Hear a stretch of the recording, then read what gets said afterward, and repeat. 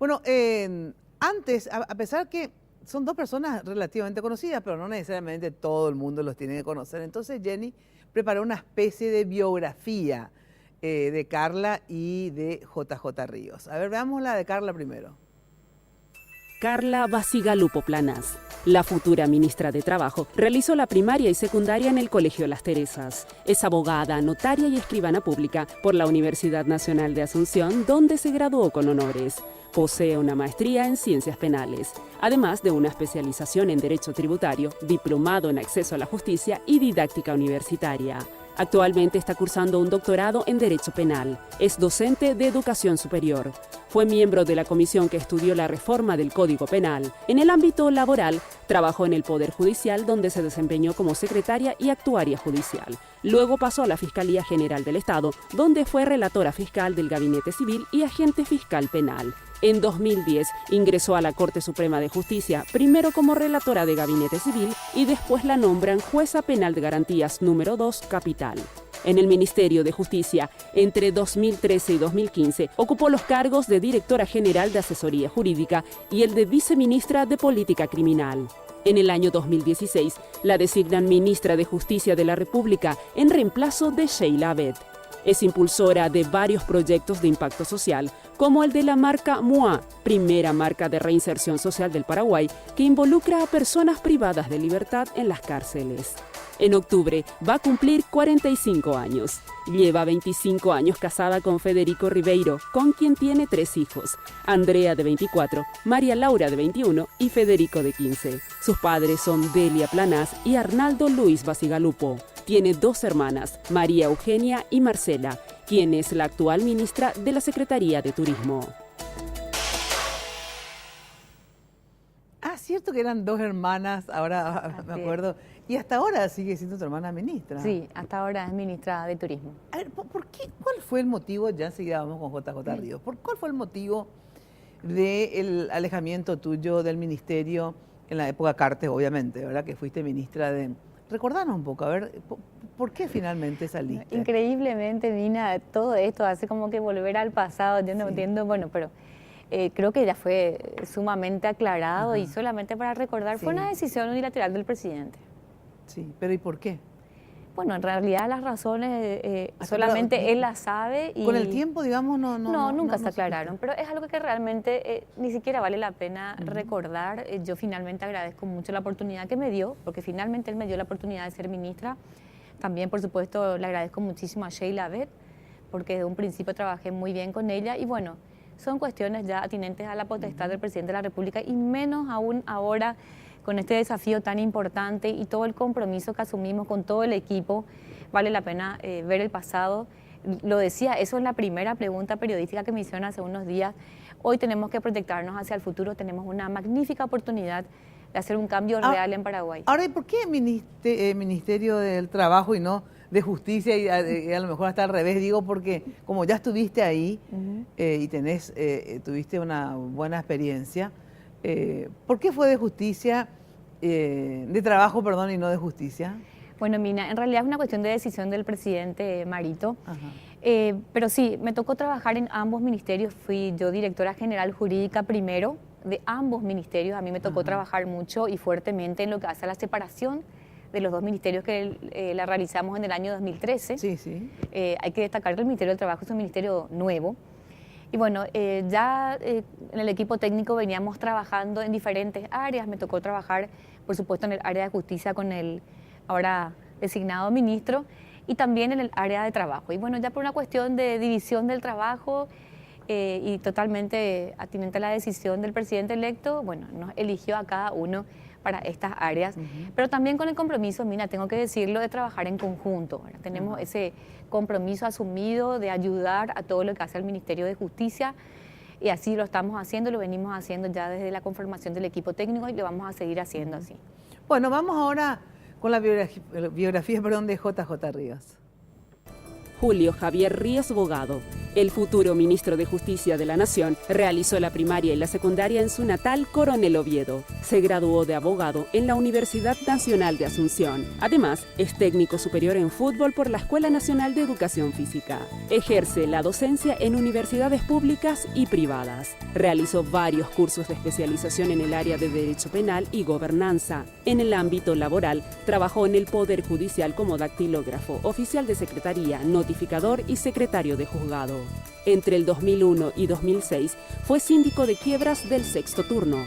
Del 2006 al 2013 se dedicó a ejercer el derecho en el ámbito privado, hasta que es elegido diputado nacional en las elecciones del año 2013. En la Cámara de Diputados estuvo al frente de varios proyectos de leyes, además de ser el representante de este colegiado ante el Consejo de la Magistratura. En octubre cumplirá 48 años. Está casado con Leticia Forteza hace 18 años. Tienen 3 hijos. Sus padres son Julio Ríos Mendoza y María Bogado. Tiene un hermano. Bueno, ¿y vos entraste a la Diputación por cuál de los movimientos?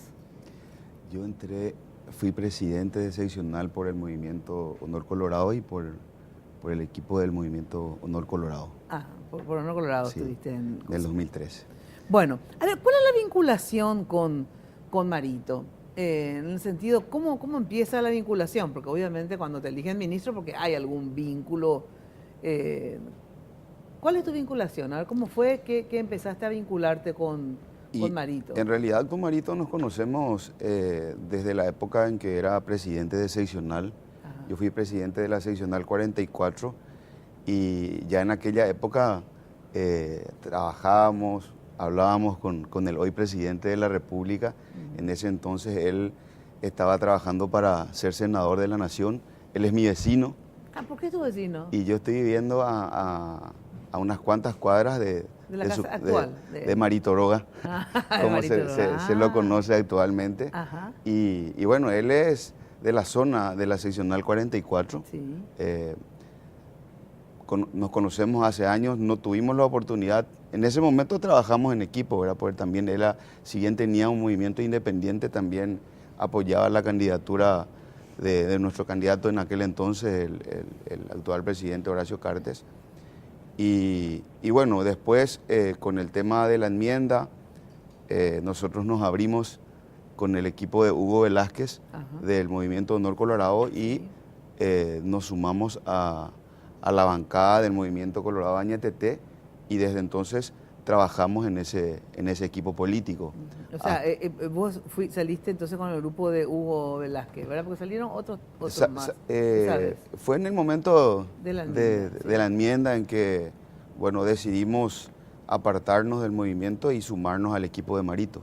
Y desde aquel entonces venimos trabajando en el mismo equipo y acompañando el trabajo político en las internas y lógicamente después en las generales.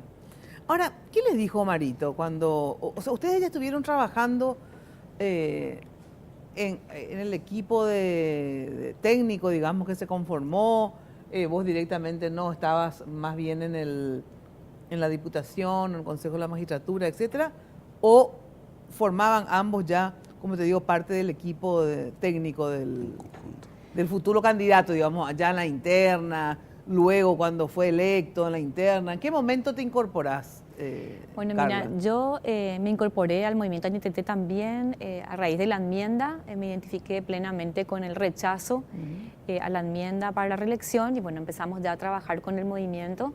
Luego yo recibí la propuesta de ser candidata con Dani Centurión, número 2 de Dani, luego se dio la fusión de las listas a las candidaturas por diputación. Y bueno, enseguida ya empecé a trabajar entonces en 2 ámbitos, en el ámbito político, en el que salíamos a hacer campaña por la diputación, pero también ya en el equipo técnico. Desde las internas integré ya el equipo técnico de Marito, estuvimos trabajando con muchos profesionales, sí, preparando la propuesta de lo que iba a ser la propuesta de gobierno. Y luego ya también en las generales seguimos trabajando, claro, en todo lo que hace a la propuesta hasta hoy. Ajá. ¿Y en tu caso, JJ? Y tal cual como menciona Carla, trabajamos en la parte política con todo el equipo y paralelamente también Marito y conjuntamente con el senador Arnoldo Vins armó un equipo de técnicos para preparar sus propuestas y sus proyectos de gobierno. ¿Esto fue antes de la interna? O sea, antes de la de durante el... o sea, antes de la elección interna. Antes de la elección interna. Era un trabajo paralelo que veníamos haciendo con el trabajo político propiamente, porque tengo que decir que trabajamos muy bien en Capital con todos los equipos de todas las seccionales, sacamos una gran diferencia. Realmente un trabajo encomiable de todos. Mojaron la camiseta, como se dice normalmente. Y bueno, paralelamente a ese trabajo político y de proselitismo, veníamos trabajando también en la parte técnica, varios abogados y otros técnicos en diferentes ámbitos, ¿verdad? Tal es así que se preparó un plan de gobierno que hoy está, bueno, para poner en marcha. ¿Y qué le dijo Marito? A ver, cuando te propuso, o vos ya sabías, ya te había dicho antes, mira, yo quiero contar contigo en el ministerio. A ver, ¿cómo fue? Bueno, en realidad, en mi caso, Mina, ya lo veníamos conversando.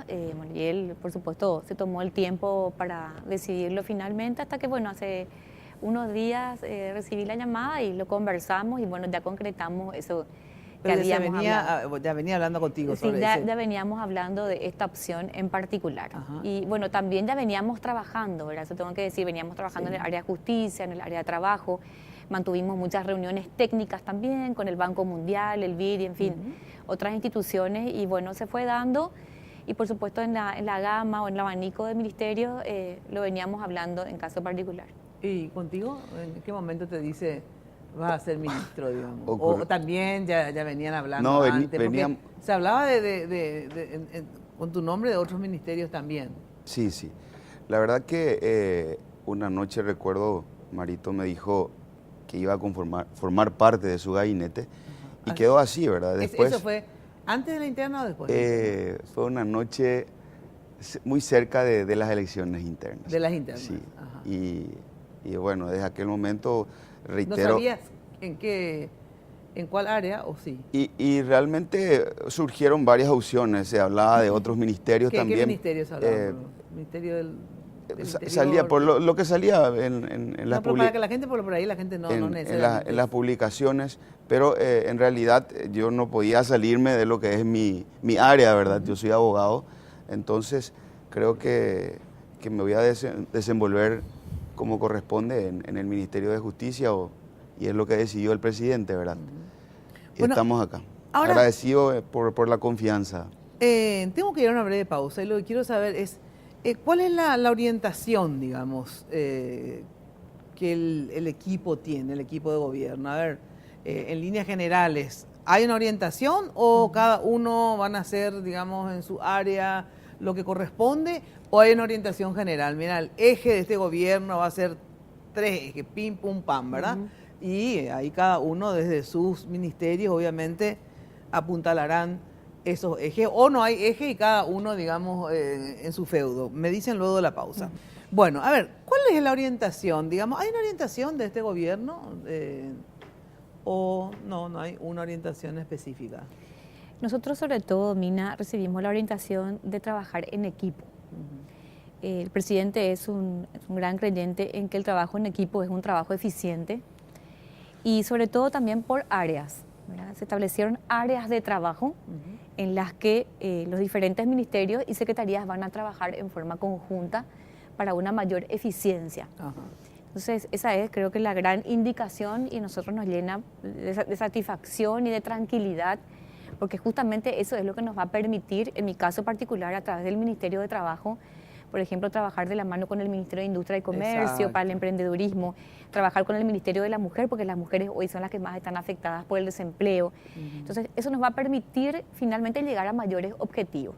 Y por supuesto, otra gran indicación es trabajar fuertemente en el fortalecimiento institucional, ¿verdad? Que es una de las grandes prioridades y una de las premisas básicas de la propuesta del presidente electo, porque tenemos que trabajar en fortalecer no solamente lo que hace a los recursos financieros, recursos humanos, en el caso del Ministerio de Trabajo en particular, que es un ministerio muy nuevo, creado recién en el año 2013, tenemos la indicación de trabajar en todo lo que hace al fortalecimiento institucional, que todavía tiene que seguir creciendo porque a partir de ahí uno puede hacer una buena gestión.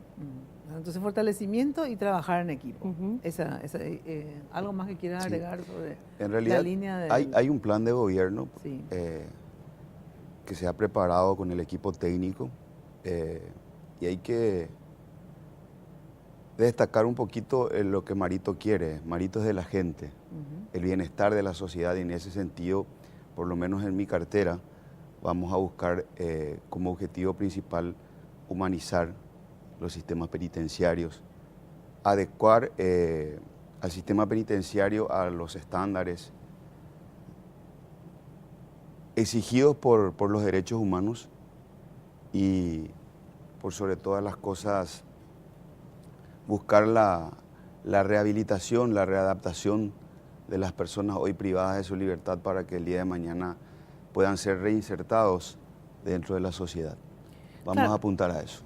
Claro, porque yo siempre digo ese tema famoso, los derechos humanos, ¿verdad? Porque resulta que la gente de repente, a veces se entiende mal también el tema de los derechos humanos, cuando tanto se hace hincapié en los derechos humanos del delincuente, ¿verdad? Entonces la gente a veces dice, la pucha, los derechos humanos del delincuente, los derechos humanos del delincuente, y sin embargo la gente que es o asesinada o golpeada por los delincuentes, entonces la gente medio que se hartó con este tema de los derechos humanos, ¿verdad? Lo que a mí me pareció muy interesante esto que hizo Carla, y espero que ustedes persistan en esta política, que es esto que vos dijiste, JJ, que es la rehabilitación, sinceramente.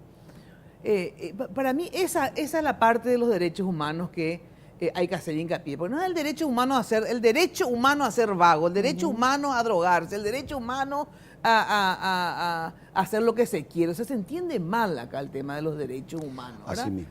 Entonces yo creo que hay que ser, sinceramente, férreo, ¿verdad? No ser tan laxo, porque si no hay disciplina y si no hay una cuestión férrea, de verdad es un relajo, las cárceles son un relajo, ¿verdad? Pero lo que sí hay que darle es una oportunidad de reinserción, ¿verdad?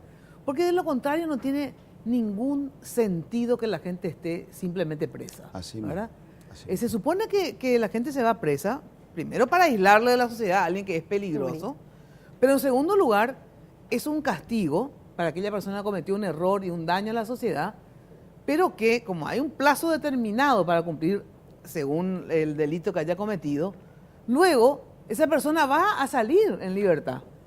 Y si vos esos años no aprovechaste para que psicológicamente, religiosamente, el mente que sea, digamos, cada uno se agarra diferentes formas para cambiar su forma de pensar. O sea, hay que cambiarle a la persona que eligió el camino del mal o eligió el camino del delito, ¿verdad? Hay que hacer todo un trabajo psicológico para decirle, ¿sabes qué? No conviene ser delincuente.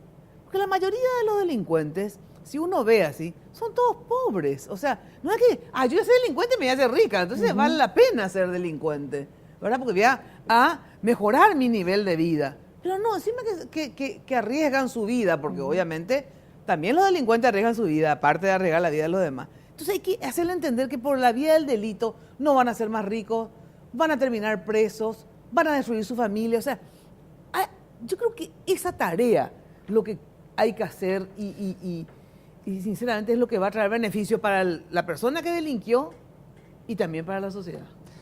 Tenemos una amplia gama de problemas, o sea, muchísimos problemas en ese sentido. Comprendo lo que estás mencionando, Mina, y hay que también hacer una discriminación de las personas privadas de su libertad, que son súper peligrosas, y de aquellas que también son producto de las necesidades de nuestra sociedad. Con decirte que dentro del sistema penitenciario hoy tenemos 14.500 personas privadas de su libertad y apenas el 20% condenadas. O sea, estamos hablando de casi 12.000 personas que están con procesos sin concluir y privadas de manera preventiva de su libertad. Tenemos, cuando hablamos de derechos humanos y de humanizar las cárceles, tenemos que hablar de aquellas personas que tienen problemas de salud y que no reciben la asistencia médica ni alimenticia dentro de las cárceles. Cuando hablamos de deficiencias en el sistema, también tenemos que hablar de las personas que tienen problemas mentales, Claro. personas que tienen VIH. Hay un montón de problemas que hay que solucionar y, reitero, tratar... ¿Cuál es el plan? Y el plan primero, el primer plan que por lo menos vamos a buscar dentro de los 100 días es descongestionar las cárceles. No te digo de que el 100% son inocentes, pero hay muchas personas que deberían ya estar afuera.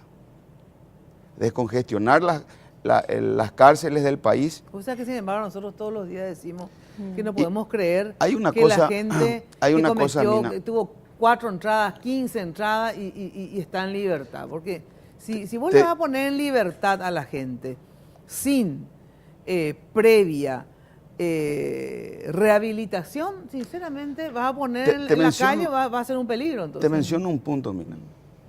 Hoy estaba hablando con alguien que conoce mucho el sistema de la Fiscalía y me decía de que semanalmente ingresan al sistema penitenciario del país de 80 a 100 personas por la violencia doméstica y por el tráfico de drogas.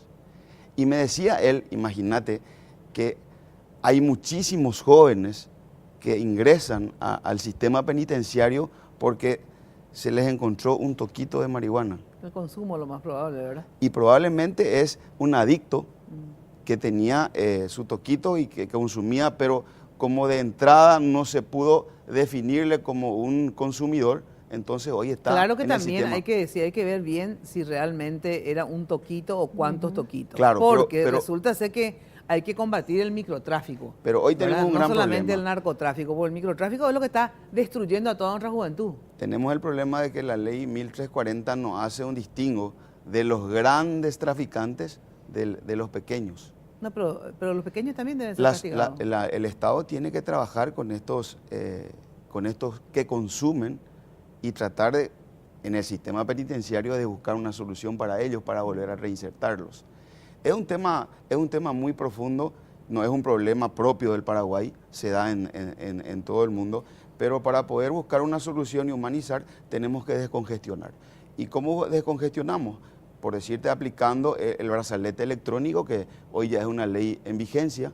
¿Y existe acá el brazalete electrónico? No, hay una ley en vigencia. Ya sé, pero existe acá físicamente todavía no, pero hay que implementarlo y buscar el presupuesto con la Corte, con la Fiscalía, con la Defensa Pública, con el Ministerio de Hacienda, el Ministerio de Justicia, porque de alguna manera eso no solamente va a descongestionar o vamos a conseguir que se deshabiten las cárceles, sino que también vamos a controlarles a las personas a través del brazalete.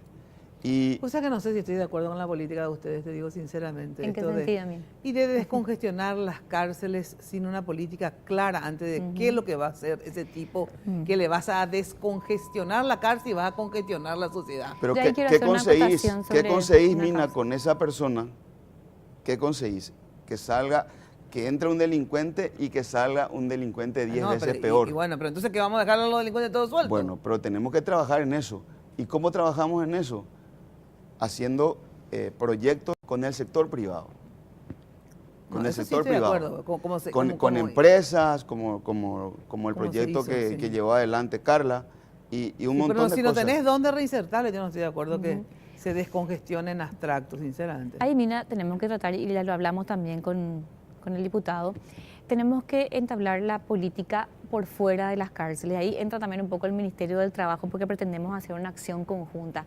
Hoy tenemos que muchas personas salen de las cárceles, incluso salen con medidas sustitutivas a la prisión, pero no hay un sistema que les soporte por fuera. Que les absorba, salen lógico. a la nada y lo primero que hacen es delinquir otra vez. Mismo. No tenemos el sistema post. Claro. Y ahora vamos a trabajar fuertemente con el Ministerio del Trabajo para capacitación y intermediación laboral y por supuesto el Ministerio de Justicia también. Entonces queremos dar en ese sentido una solución certera. Ya tenemos un ejemplo muy bueno en Itagua, que es el hogar Casa Madre Tuparenda, que hoy está cumpliendo una función importantísima de reinserción con los adolescentes que salen de las cárceles. Nos tocó impulsar ese proyecto y ahora lo queremos hacer también con adultos. Pero dijiste una verdad, si no abordamos el problema en la causa misma, no vamos a solucionar nada. Y el caso de violencia intrafamiliar, lo dijo bien el diputado, están entrando 200, 300 personas por semana. ¿Qué vamos a hacer con violencia intrafamiliar? ¿Vamos a seguir prisionizando a las personas o vamos a encarar eso a través del Ministerio de Educación, a través de los medios? Vamos a hacer una campaña preventiva, Mina. Porque estamos sumando cada vez más víctimas y victimarios. Comprendo, Mina, el punto que sostenés, y yo creo que es la visión que tiene la mayoría de las personas de la sociedad. Pero hay que tener en cuenta que uno no puede implementar proyectos de rehabilitación o de readaptación si la persona ni siquiera recibe una buena alimentación. Y es un problema, es un problema que hay en las cárceles. Lo que yo te digo nomás es que no podemos también dar un mensaje de que, bueno,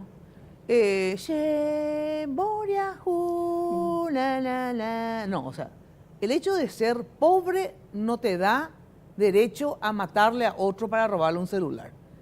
El hecho de ser pobre no te da el derecho a ser un delincuente. O sea, yo conozco mucha gente pobre que es muy digna, que trabaja, barre la calle, cualquier cosa, pero no se va a matar a otro para comer, ¿verdad?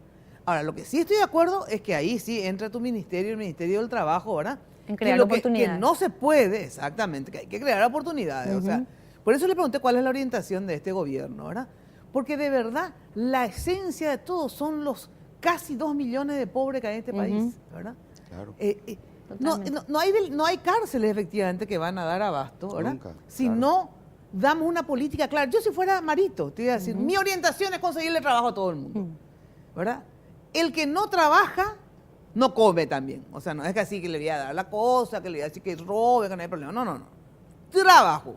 Ahora, el Estado tiene que, digamos, habilitar y posibilitar eso, ¿verdad? Ya sea con las maquilas, las qué sé yo, 5.000 variantes, que obviamente lastimosamente no se hacen el día a la noche, ¿verdad? Pero énfasis en el trabajo, lo que yo creo que, o sea, no puede haber gente desocupada, ¿verdad? Así es, Mina. Por eso la función importante del Ministerio de Trabajo tomamos este compromiso, porque a mí me tocó trabajar mucho con la causa social. Sinceramente, yo me comprometí mucho con la reinserción social. Lo sabe el presidente, lo sabe también el ministro. Y con mucho éxito en muchos casos. Yo me acuerdo que hablamos con el empresario del supermercado, El Pueblo, ¿verdad? Sí, Tomás Dávalos. Tomás Dávalos. Y que él por lo menos, sí, tuvo también experiencias obviamente negativas, pero tuvo más experiencias positivas dándole trabajo a expresidiarios o presidiarias, digamos, ¿verdad? Que sin embargo, que valoraron y que quieren reinsertarse. O sea, es que mucho pasa, Mina, por la falta de oportunidades. Eso hay que entender. Totalmente. Y el presidente lo sabe, por eso también recibimos la instrucción de hacer o promover el desarrollo siempre con enfoque social, con inclusión social, eso de un Paraguay inclusivo. Y cuando hablamos de un Paraguay inclusivo, hablamos de un Paraguay de oportunidades, ¿verdad? Entonces, y me tocó trabajar con muchas personas que faltaba nada más que, o sea, le faltaba nada más que una oportunidad. Y cuando le dábamos esa oportunidad, realmente cambiaban. Y tenemos muchísimas experiencias, tanto con el supermercado del pueblo, con la Casa Madre Tuparendá, Muani, qué decir, porque salen, le dimos la oportunidad de capacitación de calidad y trabajo y salen ya microempresarios que ya ni piensan en volver a la cárcel porque salen con un trabajo en mano o con una capacidad productiva. Es más, ¿verdad? y esto de que hablábamos, Carla, cuando eras ministra de Justicia, ¿verdad? Que ya en la cárcel tener el trabajo. Porque entonces así ya, primero que vas adquiriendo el hábito del trabajo, no el hábito de estar ahí tirado y que el Estado te dé un plato de soya, no sé qué será la comida, después salir, delinquir, no. Empezás a trabajar, pero a trabajar y que ellos vean el resultado económico de su trabajo, porque si le haces trabajar y no tienen un resultado económico, ¿verdad? Y que puedan entonces también ahorrar para cuando salgan o darle a su familia la plata, ¿verdad? Mina, lógicamente. Yo prefiero tenerlo ahí, pero que trabajen y que después cuando trabajen y tengan un lugar... No hay nada para inventar. Los proyectos de readaptación están y hay que impulsarlos e implementarlos. Eso existe existió siempre, existe hoy y va a existir también en el gobierno. Pero no existió siempre. O sea, que no es así. Yo te cuento una cosa. No se desarrolló nada más. Pero están los proyectos, vos sabés, claro, que están los proyectos. Y vamos a desarrollar esos planes, vamos a desarrollar esos proyectos, pero también hay que, vuelvo a lo que te dije hace rato, para poder implementar bien en un 100% todo eso, hay que buscar también alternativas al problema que hoy tenemos. El problema actual del Ministerio de Justicia y del sistema penitenciario es el hacinamiento. No sé, ¿y qué vamos a hacer? Y bueno, ¿Y por qué no se construyeron las cárceles estas que y se iban a están construir? en proceso. Bueno, en la época en la que nosotros estábamos, Mina, íbamos a contar con los bonos para la construcción de las nuevas cárceles. Esos bonos a nosotros no se nos concretó en nuestro periodo y tengo entendido que sí, luego ya se concretó el otorgamiento de bonos, pero me parece que finalmente fueron para el MOPC. El MOPC quedó encargado al final de construir las cárceles con los bonos y ese proceso creo que hoy está en marcha, pero no se llegó a concretar en su época. Lo que sí nosotros habíamos hecho es que ampliamos muchísimas cárceles que nos permitían ampliar el sistema radial y creamos más de 2.500 nuevas plazas que enseguida fueron ocupadas porque había 6.000 personas en hacinamiento. Claro. Entonces rápidamente se volvió a, digamos, a juntar ese número de hacinamiento. Pero sin duda es uno de los problemas Para que te fundamentales. pongas feliz, te digo, hoy me llamó un empresario que tiene venta de muebles y ya se comprometió a trabajar con 100 personas para tapizados dentro de la cárcel. Qué bueno. Él me llamó, o Qué sea, bueno. estamos empezando a trabajar y yo creo que vamos a lograr eso con empresas privadas, porque inclusive hay muchas fundaciones que ya se pusieron en comunicación conmigo, Sí. con ganas de trabajar y hacer lo que estás manifestando, que creo es lo ideal en cualquier sistema penitenciario. Claro, aparte me Claro. parece sensacional que la gente colabore, porque yo siempre digo, no es luego solamente por amor al prójimo, que se supone que si somos católicos y todas estas cosas, ¿verdad? Y predicamos tantas cuestiones tendríamos que hacer, ¿verdad? Sino que por amor a vos mismo, porque sinceramente yo siempre digo, sé solidario con los demás, porque de lo contrario no vas a poder más vivir en esta sociedad, ¿verdad? Entonces me parece sensacional esta clase de empresarios como Dávalo, como este señor que te llamó, ¿verdad? Donde efectivamente te dan una salida, o sea... Te cuento, el señor Heriberto Campuzano. Heriberto Campuzano. Entonces, Me llamó ayudan, con- ¿verdad? Me dijo Ayudan. que va a trabajar. Tengo entendido que también, por ejemplo, se hacía algunas cuestiones, si bien la marca MOA, pero también gente que confección, te digo cualquier marca, X, ¿verdad? Sí, sí. Que hacen Confeccionaban su jeans o línea, que hacen... sí. que su línea le daban todos los cortes, los cosas, y las chicas cosían, por ejemplo, Totalmente. ¿verdad? Fujikura Internacional también, que se introdujo a la cárcel de mujeres de Ciudad del Este, que sigue hasta hoy. Exacto. Entonces, También ese es tipo otro. de políticas, efectivamente, tenemos que insistir y ser perseverantes, porque eso es lo que pasa. De repente es sensacional la marca MOA, de verdad, pero les recontra felicito, ¿verdad? Pero ahí quedó en eso, ¿no? Porque no hay miles de MOAs, qué sé yo, no sé, no de ropa, que sea MOA de termo, MOA de Bueno, qué sé pero yo. quiero contarte que sí es.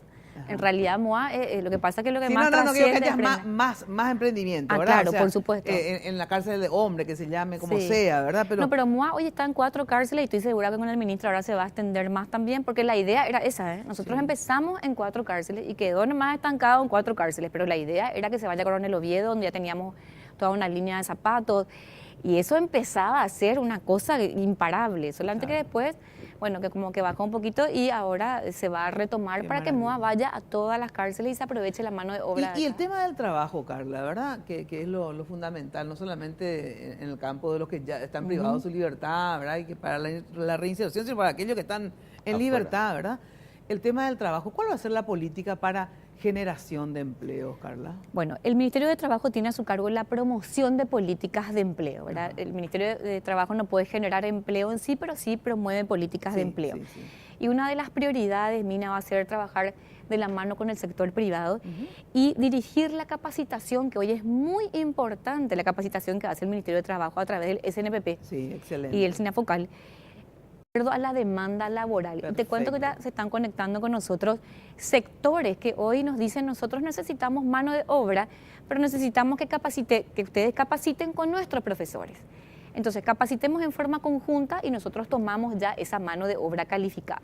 Y eso, por ejemplo, nos están pidiendo del sector hotelero, Mina, Sí. el sector de frigoríficos, ni qué decir el sector de construcción, donde nos piden muchísimas manos de obra. Sí. Y ahí tenemos, por ejemplo, nuestros centros de capacitación móviles, que son un boom en realidad, tienen un éxito muy bueno, pero tenemos que fortalecerlos y extenderlos a nivel país. Nosotros queremos tener una agenda compartida con el MOPC, de tal manera que sepamos qué obras se van a construir, de tal manera a que nuestros móviles vayan unos meses antes, A capacitar a la zona. claro, a los funcionarios o a los empleados de la zona, de tal manera a darles empleo en la zona, en la comunidad en la que viven. Eso ya se hizo de manera, digamos, inicial y ahora queremos fortalecer eso de tal manera que podamos llegar, porque tenemos también un fuerte impulso en obras de infraestructura y queremos acompañar ese trabajo con el Ministerio del Trabajo. Nosotros tenemos también la ley del empleo de tiempo parcial, Mina, que es una ley que ya fue consensuada en el seno del Ministerio de Trabajo y va a dar de entrada fuentes de trabajo a 30.000 personas. O sea, 30.000 nuevas fuentes de empleo vamos a tener en un inicio o a mediano plazo, y eso es realmente uno de nuestros principales objetivos. A lo mejor soy ignorante y existe, digamos, ¿verdad? Pero si existe, peor todavía que no se difunda y que uno no sepa. ¿Por qué el Ministerio del Trabajo no tiene una especie de bolsa de trabajo, verdad? Donde, por ejemplo, yo necesitaba un chofer ahora, hace poco, ¿verdad? ¿Y qué hago? Y busco y le digo, vos no sabes de un chofer, vos no sabes. ¿Por qué no hay un lugar donde yo pueda llamar y diga, necesito un chofer, ¿verdad? Necesito una secretaria, ¿verdad?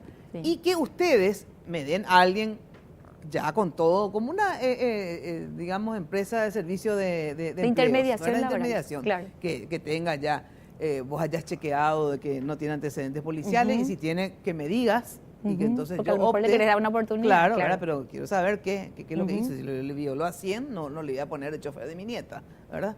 Bueno, entonces, que el ministerio pueda canalizar, aparte de esto que estás diciendo de capacitar para la demanda, pero después hay famosas cosas que siempre se necesitan, el chofer, secretaria, recepcionista, ¿verdad? Y que por lo menos la recepcionista sepa cómo se atiende un teléfono, no sé, pues de repente vos llamás o ponés en internet, porque también es una forma de que la gente viene y realmente viene gente que no tiene ni la más mínima idea de ni siquiera cuestiones básicas, ¿verdad? Entonces, para que ustedes le capaciten, entonces ya nos entregan mano de obra capacitada. Claro. Existe toda una oficina de intermediación laboral en el área de empleo del Ministerio del Trabajo, pero no se comunica en forma eficiente. Es decir, vos y el resto de la ciudadanía no sabe que existe ese servicio. Y como siempre decimos, tenemos que hacer, pero tenemos que comunicar lo que hacemos de tal manera que llegue el servicio al ciudadano. Queremos dar énfasis justamente a ese servicio de intermediación y también desarrollar una app de tal manera que el ciudadano pueda tener esa información en el teléfono y bueno, conectarse con la persona que necesita trabajar y dar ese puente, digamos. Claro. Entonces ponen los perfiles, etcétera, etcétera, y uno sabe. Pero lo interesante es que ustedes, que tienen el SNPP, que tienen todo, le capaciten, ¿verdad? El área de capacitación que está dentro del empleo va a ser altamente potenciada. Mina, tenemos ya también convenios con el sector privado que nos está pidiendo en todos los lugares del país. Hay que considerar que tenemos 69 filiales del SNPP en todo el país. SNPP y Sinafocal es sensacional. Y la Sinafocal que en realidad también cumple o suple esa ausencia del SNPP con los institutos de formación profesional. Entonces vamos a potenciar toda esa área y sobre todo, Mina, queremos introducir mucho tecnología. O sea, queremos introducir la tecnología de tal manera a que se enseñe en todos los locales del SNPP herramientas tecnológicas que permiten disminuir un poco esa brecha que hoy todavía tenemos en esa área y sobre todo en el área de mujeres. Porque son las mujeres las que tienen, digamos, menos capacitación en materia tecnológica y por eso también se da un mayor desempleo en mujeres. ¿Cómo hacer para, porque una cuestión es tratar de intentar insertarle a la gente, el tema del trabajo, etcétera, etcétera. Y este tema de la baja... ¿Te puedo pasar esto, Mina? Por favor. ¿Por qué te hablo de lo que te dije al principio? ¿Pensás que es justo esto? Y es una persona que está enferma, evidentemente. Bueno, y así están. Pasa que hay que empezar por ahí, Mina. Hay que empezar por las personas enfermas. Claro. Por las personas, y hay que hacer una clasificación. Así hay que hacer un censo. Entonces, yo estoy totalmente de acuerdo. La rehabilitación, la readaptación de las personas hay que apuntar con las empresas privadas, con fundaciones, con organismos no gubernamentales, con el Estado, con todo lo que puedan ayudarnos en ese sentido. Pero para lograr todo eso, primero tenemos que empezar a solucionar estos problemas no quiero mostrar porque, pero viste. Claro, sí, pues esos son problemas de salud que no tendrían que estar ahí, pero, sino que pero, en pero un el centro problema, de salud. el problema que tenemos Pero es que hay el 10 o 20% de la población está enferma. Ahora, Y hay que solucionar ese problema primero para buscar la readaptación y trabajar con ellos. Claro. Ahora, y esta otra parte que vos mencionaste, que hay un 20% nomás de condenados, pero eso depende del Poder Judicial. O sea, Y ¿qué claro, vas a hacer con el Poder Judicial, Y, digamos? y hay que hacer una mesa, ya se conformó en su momento, pero como te digo, hay que desarrollar y llevar adelante los planes para poder Y sobre lograr todo priorizar que los procesos los delitos terminen. menores, ¿verdad? Empezar a priorizar esos delitos. Claro, lograr que los procesos terminen. Hay personas privadas de su libertad que desconocen el estado de sus procesos. Claro. ¿Y eso porque faltan defensores o porque hay pocos jueces Y están sobrecargados? Están sobrecargados y hay que desarrollar planes. Yo te cuento que estoy en conversación con varios jueces de ejecución, he hablado con los defensores, también con fiscales y con varios amigos. Por suerte soy de la familia del Poder Judicial y también con ministros de la Corte, y vamos a trabajar de manera mancomunada y de forma interinstitucional para lograr eso. Bueno, mucho trabajo tienen por delante. Sí.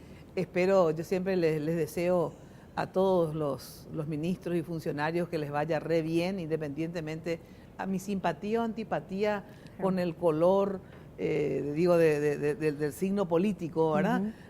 O hasta cuestiones personales, que de repente hay gente que me cae mejor y gente que me cae peor, no me importa. A todos les deseo que les vayan súper bien, porque siempre digo que si les va bien a ustedes es porque quiere decir que están haciendo bien su trabajo y por lo tanto los ciudadanos en general del Paraguay se beneficiarán. Así que les deseo lo mejor y bueno, tienen un lugar para comunicar de todas maneras todas sus acciones y lo que quieran hacer. Gracias, Mina. Gracias. Aquí estoy dispuesta para ayudar. Gracias, Mina. Tu apoyo siempre fue fundamental. Yo quiero contar que siempre sentí tu apoyo y es de vital importancia porque a veces nos sentimos un poco solos. Las carteras ministeriales a veces un poco son solitarias. Todo el mundo está esperando que no se hace, ¿verdad? Sí. Y a veces tenemos que entender que la burocracia estatal es pesada. Sí. Queremos producir cambios lo antes posible, pero tenemos que entrar y lidiar con muchísimas cosas, falta de recursos humanos, y hay financieros. Que siempre las cosas que se hacen para que haya optimismo también en el país, ¿verdad? Totalmente. Y aquellas que nos están haciendo explicar por qué y cuál es la perspectiva de que se hagan, entonces uno dice, bueno, voy a esperar, ¿verdad? Claro. Pero cuando no hay comunicación, entonces uno dice, bueno, no están haciendo nada porque desconocen lo que se hizo o porque todavía no se hizo todo lo que se tiene que hacer, que es también entendible en muchos casos. Estamos con la idea firme de ahora hacer, lo nombraron a Alejandro gestión. Peralta Bierzi en la parte de comunicación, así que espero que se ponga las pilas y que realmente comuniquen como deben.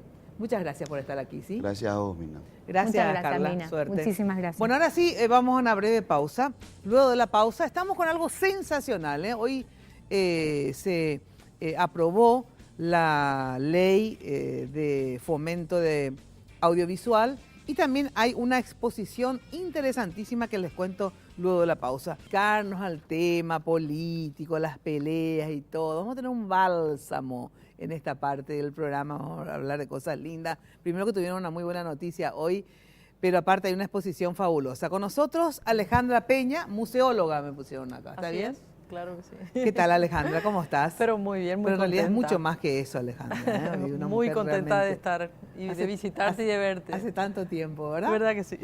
Y Hugo Gamarra, presidente de la Fundación Cinemateca del Paraguay. ¿Qué tal, Hugo? ¿Cómo estás? Bueno, también director del Festival Internacional de Cine. Por favor. Y cineasta. Y seguimos, ¿verdad? Sí. Bueno, sé que estás muy contento porque sí. hoy... Muy emocionado. En realidad, yo pensé que era media sanción y después me comentaron que no, que se sancionó, que ahora tiene que promulgarse simplemente. ¿De qué ley estamos hablando? El proyecto de ley de defensa del audiovisual. Pero, del fomento del audiovisual. ¿Qué contiene esa ley? ¿Por qué es importante lo que se aprobó hoy? Bueno, con esta ley, Sí. desde las artes y desde la industria cultural más importante del siglo XX, el Paraguay ingresó al siglo XX, hoy, con esta... ¿Por qué? ¿Qué es lo que contiene esta ley? Por eso es y importante. contiene En el líneas generales, reconocimiento, digo. Sí. contiene el reconocimiento, de la industria cultural del audiovisual. El audiovisual es un término que hoy día engloba a todo lo que antes se llamaba cinematografía y después otras formas del trabajo de creativo que combina la imagen con el sonido, ¿verdad? Entonces, cuando hablamos de audiovisual, hablamos de cine, pero hablamos también de otras herramientas que tienen que ver con el lenguaje de imagen y con sonido. esta ley que se Y con logra, esta ley... hay también, digamos, apoyo en el sentido de fomento. Sí, sí. Se habla también, no digo, de subsidios, de que Sí. también parte de un presupuesto. Sí, con esta ley sí. se crea el Instituto Nacional del Audiovisual Sí. y se crea el Fondo de Cinematografía. Ahí va a haber un fondo. Ah, entonces. así Claro. es. Y lo que no se crea lastimosamente, pero fue una decisión tomada en el gremio en consenso, es la Cinemateca Nacional. ¿Por Es qué? decir, y porque iba a ser un poco más oneroso, más más difícil de sacar adelante la ley. Pero en ese sentido, y justamente uno de los Sí, motivos de el visita motivo acá. original. Original fue ese, sí, vamos a hablar de esto. De la memoria Sí. del país en cuanto a imágenes en movimiento, ¿verdad? Va a seguir por un tiempo más en el... Y ya vendrá otra ley donde se va a apoyar esto. Exacto, esperemos que sí. Y mientras tanto ustedes seguirán trabajando. Sí, ¿verdad? claro. Bueno, yo llevo más de 30 años Por trabajando eso en te esto. digo, o sea, van a seguir trabajando. Pero pensemos esto, un país que no tiene una cinemateca es un país que no ha ingresado al siglo XX.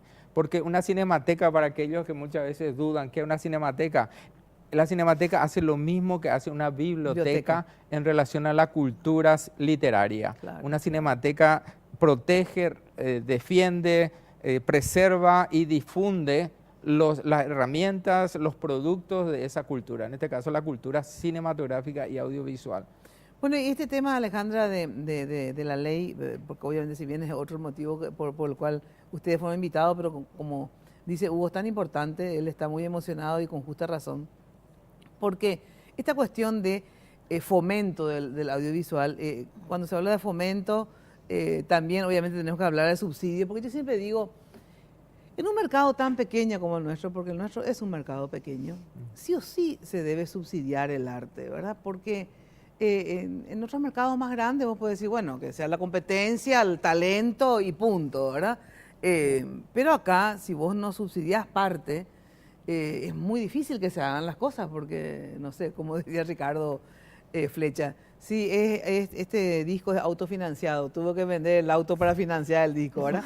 Entonces digo, es muy importante, si tiene yo no conozco la ley, pero si me dice Hugo que tiene obviamente la parte del subsidio a los audiovisuales, va a ser muy importante, ¿verdad? Absolutamente. Y yo creo que estamos de parabienes por el día especial que es hoy de la ley, y también porque estamos haciendo esta exposición de memoria fílmica en el Archivo Nacional. Sí.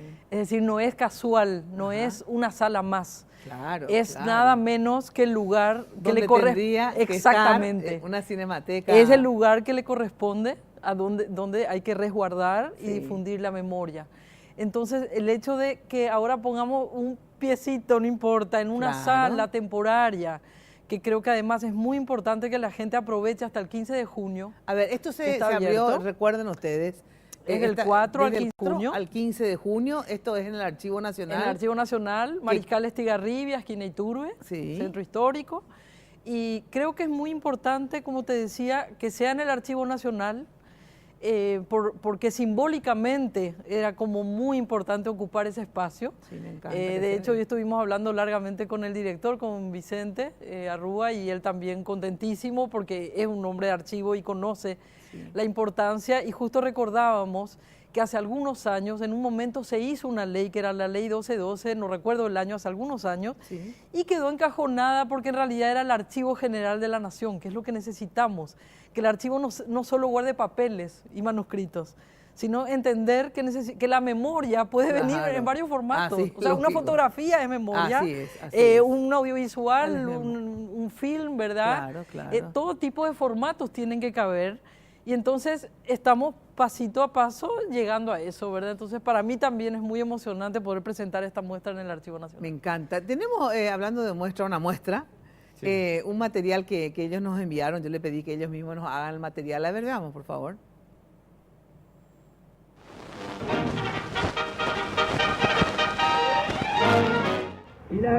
General Don Higinio Murillo.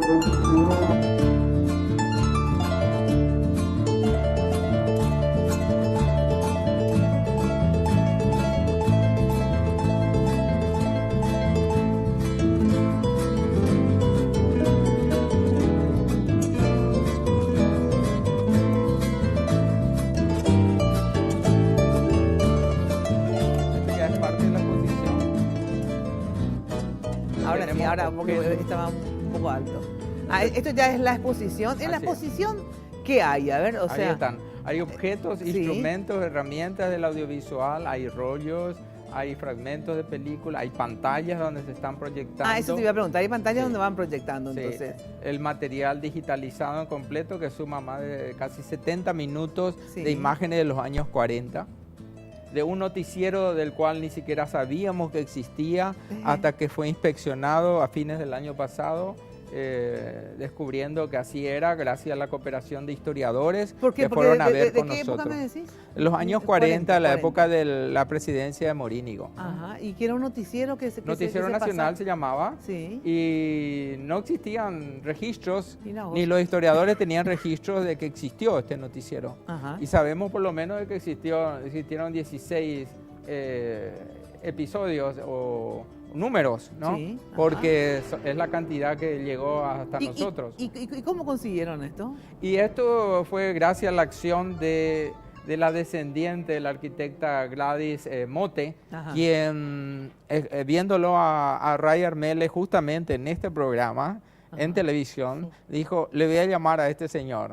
Y le llamó y le dijo, mira, quiero que venga porque aquí hay un material que yo heredé Mira de mi vos. padre, de Julio E. Mote, y lo he guardado siempre en memoria de él porque él dijo, mi hija, eso va a servir para el país de alguna Mira, qué manera. sensacional. Y entonces ahí fue el inicio del trabajo. ¿Cómo se reconstituye, digamos, justamente un archivo? A ver, justamente uno sale así en televisión y dice, ustedes tienen o ustedes se van, Sí. buscan. ¿Cómo se hace, Alejandra? Bueno, hoy en día con las redes sociales, digamos Sí. que es más fácil hacer una campaña de ese tipo. Y justamente uno de los objetivos de esta exposición es llamar la atención de la ciudadanía, Sí. porque en ese lugar, en la exposición, en el centro de la sala, colocamos justamente este último hallazgo, la colección Sí. Mote, Ajá. de Julio de Mote, justamente de una manera a que la gente, porque ahí están los rollos expuestos, el rollo físico y además está el material digitalizado, lo que está contando Hugo, ¿verdad? Y de eso se trata, de que la gente se sensibilice, porque ¿quién te dice que no hay en algún armario, depósito, ropero, lo que sea viejo, algo que fue guardado por alguna razón, ¿verdad? De lo que ustedes saben que existe, ¿verdad? ¿Qué porcentaje se tiene como para hacer un archivo de todo esto? Vos que estás en la Bueno, en realidad- cinemateca, digamos, Sí. o sea, vos decís, bueno, audiovisual paraguayo, por lo menos vamos a empezar, qué sé yo, películas, documentales, qué sé yo, ¿verdad? Sí. Mira, de películas tenemos el 100%, no, tenemos el 50%. Sí. ¿Cómo es más o menos? Bueno, el problema es grave porque ni siquiera tenemos un inventario completo de lo que se hizo Ajá. desde el nacimiento del cine, de lo que Entiendo. se filmó en Paraguay. Sabemos, se pueden Sí. categorizar en 3 grandes grupos. Sí. Uno es material filmado por extranjeros y llevados al extranjero, Ajá. que existen en cinematecas, museos, universidades en el exterior. Que en algunos casos O sea, que sabemos son de que existen. filmados en por Paraguay, pero antropólogos. por gente extranjera. Sí. ¿verdad? Por ejemplo, el año pasado en el Festival Internacional de y Cine. así de amplio lo de ustedes, no es que solamente lo que se hizo por paraguayos, No, lo que porque sino que estamos es lo que se hablando- hizo sobre Paraguay. Claro, porque Claro. estamos hablando de la Ah, memoria claro, claro. audiovisual del Del Paraguay. Paraguay, no de Claro. los pa- Entonces, no, el no, año pasado entiendo. tuvimos el estreno mundial de un documental sobre este personaje histórico que se llamó el Marqués de Wabrin, un belga que nos visitó a comienzos del siglo XX, Sí. que filmó el Paraguay, que filmó el norte de Argentina, el Paraguay, y son las imágenes más antiguas que tenemos de nosotros mismos, Ah, mira filmadas vos. por un belga, ¿no? Y fue restaurada por la Cinemateca Belga las películas que él filmó en aquella época, Ajá. que se llamó Viaje al desconocido centro de América del Sur. Y esas películas nos fueron donadas de vuelta por la Cinemateca Belga. Tenemos versión digital, los originales están en Bélgica, pero gracias a esto nos pudimos ver a nosotros mismos. Concepción, varios lugares del Paraguay. ¿Dónde uno puede ver eso? En el sentido, esto que vos estás haciendo, que ustedes están haciendo, ¿verdad? Vamos a suponer que yo quiera ver, o alguien quiera ver. Ahora está la exposición que va hasta el 15 de junio, pero obviamente ahí se muestran fragmentos, como estamos viendo acá, etcétera. Pero ustedes piensan hacer, y obviamente no sé si eso es posible también por todo el tema de los fondos, que siempre es el problema, un lugar donde yo pueda ir y, no sé, alquilar una cuestión digitalizada, obviamente. No, y esto es lo que estaba diciendo, Mina. Paraguay no tiene una cinemateca nacional. Es lo mismo que no tenga una biblioteca nacional. Un lugar donde uno pueda ver libros, leer libros paraguayos y también antiguos. Entonces ver las películas. Claro, eso es una cinemateca nacional. La Fundación Cinemateca del Paraguay, que la fundamos en 1989, pocos meses después que se fue Stroessner, llenó ese vacío del Estado. Y nos empezamos a ocupar de esas dos cuestiones, de la identidad visual paraguaya en la cinematografía, de una cultura cinematográfica que solamente tenía un precursor, Oscar Trinidad, con la Cinemateca Paraguaya, y del rescate y la preservación de películas que fuimos recogiendo aquí y allá. Pero volviendo a tu primera pregunta, entonces existen tres tipos en el acervo cinematográfico paraguayo, existen tres tipos. Uno es el tipo que sabemos o no sabemos que está afuera, que no tenemos un inventario completo, porque nadie se ha dedicado totalmente a investigar eso. Hoy día es mucho más fácil, ¿verdad? Segundo, materiales que pueden estar en Paraguay, es decir, que están dispersadas en manos privadas, porque no sabemos siquiera que existen, como esto de la colección Mote. Recién descubrimos el año pasado por la acción de una persona individual generosa, una ciudadana con conciencia del patrimonio nacional, ¿verdad? Gracias a lo que le inculcó su padre, ¿no?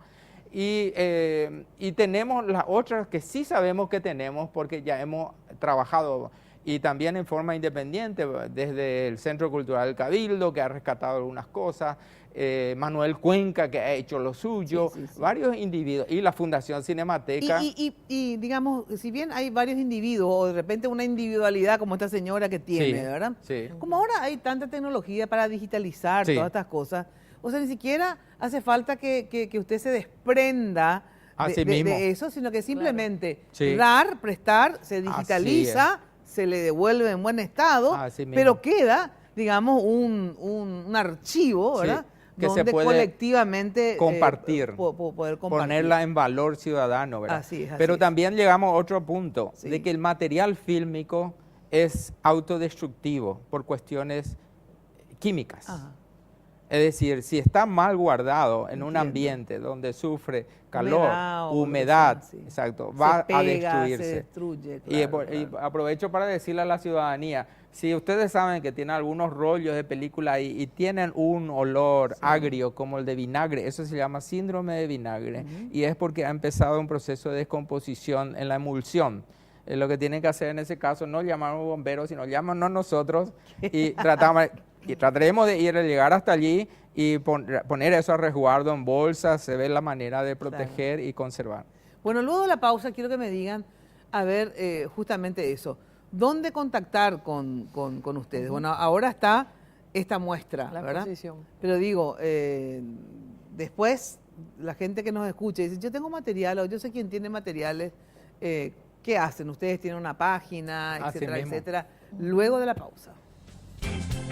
Bueno, y esta exposición Memoria Fílmica del Paraguay, que empezó el 4 y continúa hasta el 15, a lo mejor hasta se podría extender al 17, pero hasta ahora es hasta el 15, así que aprovechen hasta el 15. Tienen, por ejemplo, para mañana estoy viendo acá que tienen actividades específicas dentro de la muestra, digamos. A ver, ¿qué? Son charlas que estamos dando, charlas temáticas que tienen que ver con la evolución del cine. Una me corresponde mañana, también el sábado a la mañana a las 16 horas. 16 horas. A continuación tenemos un acto de homenaje a unas personalidades que han contribuido con su acción a la cultura y a la conservación fílmica en el Paraguay. El sábado a la mañana también esperamos un grupo de estudiantes de la Universidad del Pacífico y también me da una charla sobre el tema de la evolución del cine y la restauración. y luego el martes, miércoles hay otras actividades. Les invitamos a que entren en la página social de la exposición que se llama Memoria en Facebook. Pones en Memoria en Facebook y ahí te aparece. Exacto. Es nueva, así que no va a aparecer arriba. Sí. Tienen que hacer un poquitito de búsqueda o pueden entrar a Asunción Audiovisual y de ahí está el link ya a la página de Memoria. Bueno, y ahí van a tener el despliegue de todas las actividades. Y lo que está pasando. Lo que está pasando. También está jueves, viernes y sábado. Sí. Está el señor Tito Vera, el cinero, de Profesión Cinero, de la película que había hecho Hugo con él. Sí. Y es magnífico, Mina. Te juro que es como una clase de magia para mí. ¿En serio? Porque él opera una de estas máquinas, un proyector antiguo, digamos. Sí. Y es maravilloso verlo operar con la cinta antigua de 35 milímetros. Creo que tiene un proyector de 16 ahora puesto, ¿verdad? Sí. Pero, y proyecta también cuestiones así del cine mudo, o sea, unas cuestiones muy retro. Pero hoy yo veía a los chicos, por ejemplo, muchos veían el film, pero muchos lo miraban a él operando esa especie de caja mágica. Qué interesante para los colegios, para las profesoras que lo están Absolutamente. mirando, ¿verdad? Sí. Y bueno, y ni qué decir a gente que estudia arte, Sí. comunicación, etcétera. Totalmente. Las universidades, diseño, es una oportunidad fabulosa. Es muy atractivo. También hay una mesa, digamos, lumínica donde se restauran los materiales y el que le interesa se le explica todo el mecanismo, se ponen los guantes, pueden mirar los films, o sea, hay toda una cuestión así muy lúdica. Yo creo que vale la pena realmente y que vayan incluso en familia. Que vayan padres con hijos, es muy lindo. Y ahora es se muy viene lindo. feriado, no se abre, ¿verdad? Los Lamentablemente no estaba previsto. feriados. Sí, porque si no podrían haber aprovechado para una actividad del feriado. A lo mejor pueden hablar todavía. Yo quiero indicarle que Sí, la exposición es un viaje en el tiempo y eso lo están descubriendo y lo dicen con esas mismas palabras, un poco ingenuas los jóvenes sobre todo. Entrar a un túnel que les lleva al pasado, que desconocido, a tecnologías que son impensables para los chicos de hoy día, estos objetos, estas latas que aquí se están exhibiendo detrás tuyo, ¿verdad? Ahí está la mesa de revisión. ¿Podemos poner otra vez ese segundo material? La mesa de revisión, ¿verdad? Es todo un viaje al pasado. Y digo, vuelvo a esta cuestión del momento histórico en que estamos. Hoy es una fecha histórica, porque con la exposición y con la doble sanción consagrada hoy en el Congreso, estamos mirando el pasado y el futuro del cine paraguayo. Realmente se pliega el tiempo en el día de hoy y es algo maravilloso, emocionante para mí principalmente, haberlo vivido tantas décadas, ¿verdad? Luchando por esto. Me siento muy congratulado con todos mis colegas. Aprovecho para saludarlos a ellos, a mis colegas del audiovisual, que hoy día son cuantísimos, que ya ni los conozco todos. Por suerte son muchos. La tecnología digital ha democratizado tanto y es la herramienta estratégica que necesita nuestro país para crecer en la educación, en la cultura, en el autoconocimiento como nación, porque nosotros conocemos más el extranjero, mundos de afuera, a través de las películas que nuestro propio país. Y también para que el extranjero nos conozca, necesitamos producir películas. Así que no pensemos tanto que el cine es un arte, es la industria cultural de nuestro tiempo. Estamos hablando de mano de obra, de talento paraguayo, de una economía naranja, de una economía que va a revolucionar nuestro país. Aparte, cultural y económicamente. Audiovisual, no solamente el cine, digamos, todo lo que sea audiovisual, los documentos. Y siempre digo que, y eso a lo mejor se van a enojar, digamos. ¿Quiénes? Digo los escritores, ¿verdad? Pero claro que los escritores también pueden escribir para para las películas. Para la película, pero digo, como no tenemos una cultura, digamos, de mucha lectura, ¿verdad? Por los años de dictadura que tuvimos, represión, etcétera. Sin embargo, lo audiovisual siempre llama la atención. Entonces, lo importante es aprender, ¿verdad? Y si a uno le cuesta aprender leyendo porque no tiene el hábito, y sin embargo uno puede aprender historia, aprender todo por vía audiovisual, porque te entra más, ¿verdad? Por los ojos, son varios sentidos entonces, ¿por qué no hacer hincapié en esa forma de enseñar? Yo siempre digo que a veces la historia es un poco aburrida para la gente, leer un libro, no te quiere leer. Sin embargo, la audiovisual sobre la historia de nuestra independencia, como hizo este señor en la Argentina, ¿cómo que se llama este historiador que es muy peculiar, que que hizo estos cortos. Sí, sobre la guerra de la Triple Alianza. Sí, exacto. Sí, no recuerdo su nombre. Bueno, Sí. ahora tampoco. Felipe Piña, uno de ellos. Exactamente, Sí. uno de ellos. Uno de ellos, me sí. refería a ese. Digo, Sí, nomás, sí, sí. hacer cosas así, audiovisuales, para que entonces todo, o sea, elevemos nuestro nivel cultural, Sí. ¿verdad? Por vía, ya que no leemos, ¿verdad? Que por lo menos Y- que sea por la vía del audiovisual, Y ¿no te mira, parece? hoy los jóvenes tienen cámaras en Sí, sus manos así es. con los teléfonos.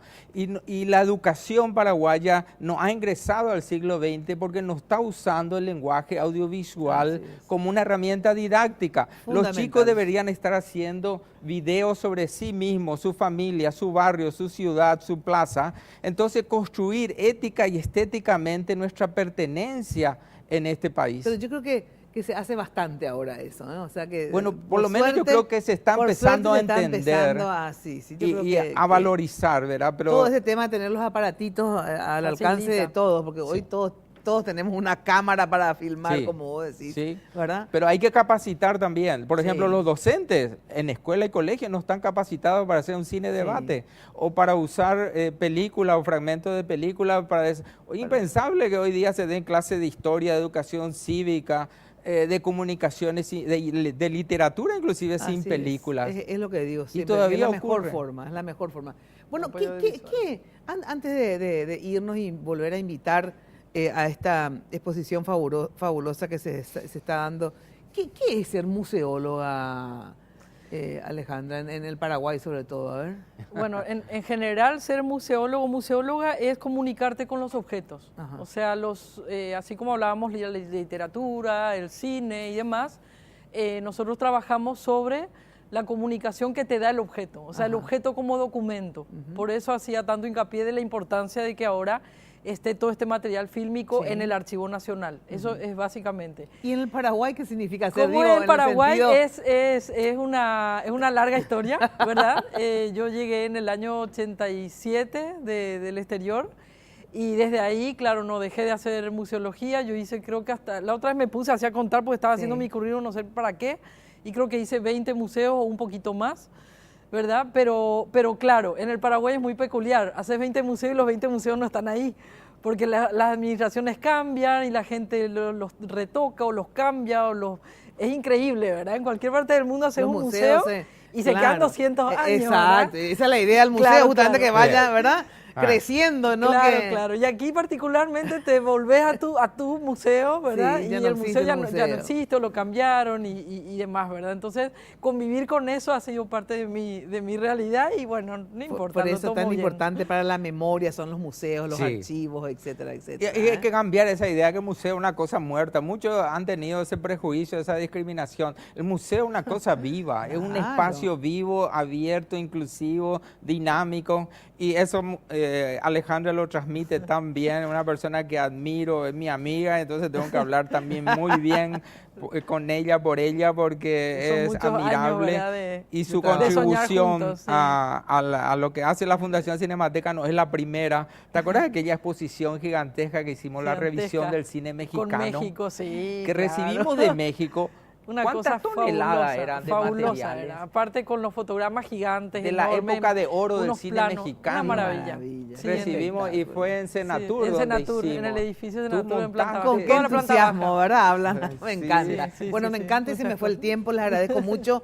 Reiteren la invitación entonces. a Claro ver. que sí, en el Archivo Nacional Mariscal Estigarribia, aquí en Iturbe, de 8 a 17 horas, de lunes a viernes, y de 8 a 12 los sábados, y va hasta el 15 de junio, vamos a intentar Prolongar un un poquito poco más, pero hasta el 15 de Hasta el junio. 15 de junio. Claro que sí. Aproveche la ciudadanía. Esto es algo inédito, único, y yo creo que no se van a arrepentir.